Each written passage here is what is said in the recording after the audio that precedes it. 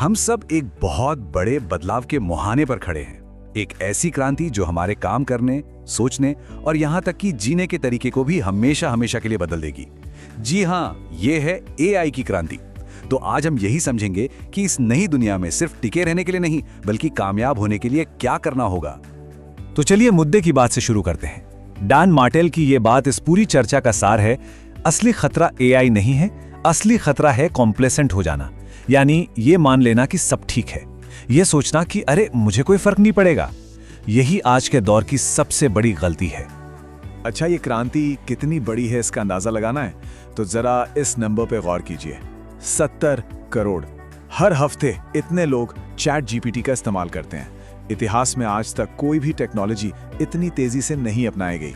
तो समझिए, ये सिर्फ एक ट्रेंड नहीं है, ये एक सुनामी है जो आ चुकी है। तो चलिए पहले हिस्से में ये समझते हैं कि इस बदलाव को गंभीरता से लेने की इतनी जल्दी क्यों है। ये सिर्फ भविष्य की कोई कहानी नहीं है, बल्कि आज की हकीकत है, और हमें इसकी परवाह क्यों करनी चाहिए, आइए जानते हैं। ये चार्ट साफ साफ दिखा रहा है कि एआई को कितनी तेजी से अपनाया जा रहा है, पर असली कहानी इसकी स्पीड में नहीं, बल्कि इसके बढ़ने के तरीके में है। देखिए, एआई एक एक्सपोनेंशियल टेक्नोलॉजी है, मतलब इसकी ताकत हर दिन दोगुनी रफ्तार से बढ़ रही है।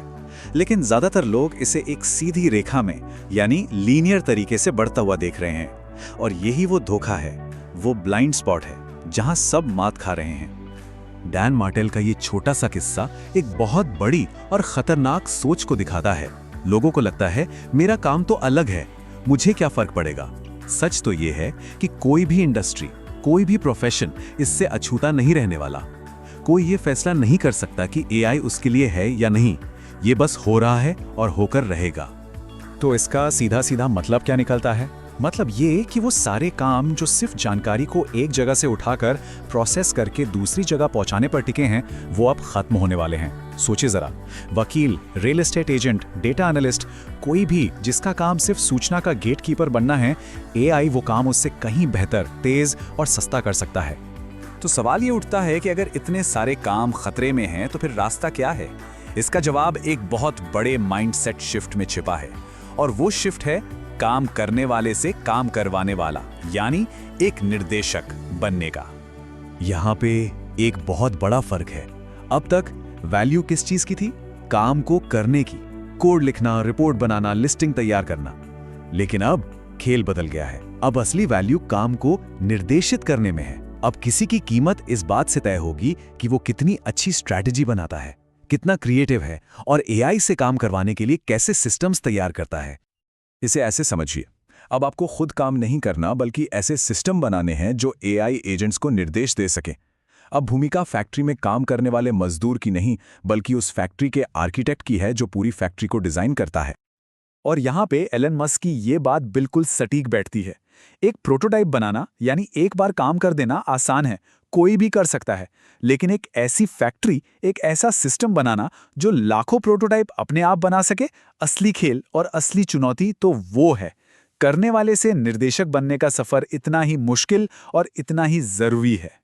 ठीक है, तो एक निर्देशक की तरह सोचना है, ये तो समझ आ गया, पर इसे असलियत में कैसे करें? चलिए अब बात करते हैं एक एक्शन प्लान की, एक प्लेबुक की, कि इस नई सोच को अपनी रोजमर्रा की जिंदगी और काम में कैसे लाया जाए। डैन मार्टेल इसके लिए 3 बहुत जरूरी आदतें अपनाने को कहते हैं। पहली, एआई को अपना डिफॉल्ट बनाइए। कोई भी सवाल हो, कोई भी समस्या हो, गूगल से पहले एआई से पूछिए। दूसरी, अपनी सोशल मीडिया फीड को बदलिए, उसे एआई के बारे में सीखने का जरिया बनाइए। और तीसरी, अपने बिजनेस को एआई फर्स्ट नजरिए से देखिए। हर काम को करने से पहले सोचिए, क्या ये एआई से हो सकता है? अब ये जो आइडिया है, ये सच में दिमाग घुमा देने वाला है। मार्टेल ने अपनी टीम को एक चैलेंज दिया, अपने काम का 92% हिस्सा एआई से करवाओ। जी हां, 92%। और वो जो बचा हुआ 8% है, उसे उस काम के लिए रखो जिसमें सिर्फ इंसानी दिमाग लग सकता है, जैसे कि कला, गहरी रचनात्मकता और स्ट्रैटेजी। अच्छा, एक आम जवाब और एक एक्सपर्ट के जवाब में क्या फर्क होता है? फर्क होता है सिस्टम प्रॉम्प्ट का। ये एआई को काम देने से पहले उसे दिया गया एक निर्देश है, एक किरदार है। आप एआई को बताते हैं कि तुम्हें एक वर्ल्ड क्लास कॉपीराइटर की तरह सोचना है, या एक अनुभवी बिजनेस कंसल्टेंट की तरह। यही वो चीज है जो एक आम टूल को आपका पर्सनल एक्सपर्ट बना देती है। और ये बात बहुत गहरी है, इसे समझिए। आने वाले समय में सबसे कीमती जायदाद क्या होगी? पैसा या जमीन नहीं, बल्कि आपके प्रॉम्प्ट्स। जिस तरह से आप एआई को निर्देश देते हैं, वही आपकी सीक्रेट रेसिपी, आपकी इंटेलेक्चुअल प्रॉपर्टी बन जाएगी। इसमें महारत हासिल करना ही सबसे बड़ा कॉम्पिटिटिव एडवांटेज होगा। चलिए, अब इस बातचीत के सबसे अहम और शायद सबसे गहरे हिस्से पर आते हैं। जब एआई हमारे काम करने का तरीका बदल रहा है, तो जाहिर है ये हमारे इंसान होने के मायने पर भी असर डालेगा। तो आखिर इस बदलाव का मानवता के लिए मतलब क्या है? ये सवाल थोड़ा असहज कर सकता है, लेकिन खुद से पूछना बहुत जरूरी है। ऐसी कौन सी सच्चाई है जिसे हम जानते तो हैं पर मानना नहीं चाहते? अक्सर हम इस बात से बचते हैं कि एआई हमारी उन समस्याओं को भी सुलझा सकता है जिनमें हम सालों से फंसे हुए हैं। शायद हमें डर लगता है कि अगर एआई ने हमारा काम कर दिया तो हमारी वैल्यू क्या रह जाएगी। ये बात उसी डर से जुड़ी है। एआई एक आईने की तरह है। हम जिन कामों को टालते हैं, जिन फैसलों से घबराते हैं, एआई उन्हें हमारे सामने लाकर खड़ा कर देता है। ये हमें उन जगहों पर सामना करने के लिए मजबूर करता है जहां हम असल में फंसे हुए हैं, जहां हम आजाद नहीं हैं। तो फिर वो 8% क्या है जो एआई नहीं कर सकता? वो क्या है जो सिर्फ इंसान कर सकते हैं? वो है भविष्य को देखने का नजरिया, यानी विजन। वो है सही और गलत, अच्छे और बुरे के बीच फर्क करने की क्षमता, यानी टेस्ट। वो है इमोशनल इंटेलिजेंस, यानी दूसरों से जुड़ना। और सबसे बढ़कर वो है एक मकसद, एक उद्देश्य। यही वो चीजें हैं जो हमें हमेशा मूल्यवान बनाए रखेंगी। और आखिर में हम इसी एक सवाल पर आकर रुकते हैं। जब कोई काम कैसे करना है ये एआई बता देगा, तो हमारे पास सिर्फ एक ही सवाल बचेगा कि वो काम क्यों करना है। ये टेक्नोलॉजी असल में हम सबको हमारे होने के सबसे बड़े सवाल का सामना करने पर मजबूर कर रही है।